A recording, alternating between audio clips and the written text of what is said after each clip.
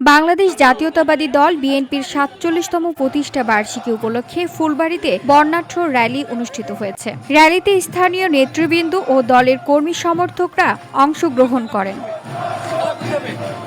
বুধবার ৩ সেপ্টেম্বর সকাল ১০টায় বাংলাদেশ জাতীয়তাবাদী দল বিএনপির ফুলবাড়ী শাখার আয়োজনে কুড়িগ্রামের ফুলবাড়ী উপজেলা কাচারী মাঠ থেকে একটি বর্ণাঢ্য র্যালি বের হয়ে প্রধান সড়কগুলো প্রদক্ষিণ করে কাচারী মাঠে এসে আলোচনা সভা অনুষ্ঠিত হয়।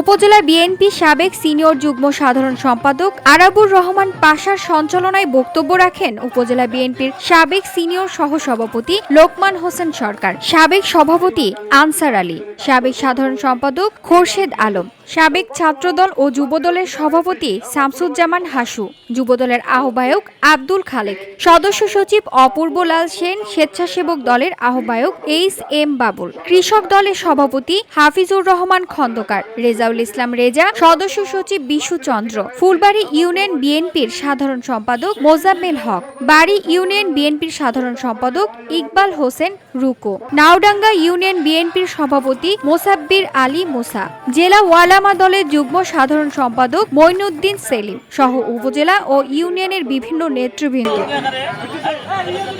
এ সময় নেতাকর্মীগণ আসছে নির্বাচনে কুড়িগ্রাম-২ আসনে বিএনপির প্রার্থীকে জয়লাভ করার জন্য কাঁধে কাঁধ মিলিয়ে কাজ করার আহ্বান জানান। VOD Bangla news desk.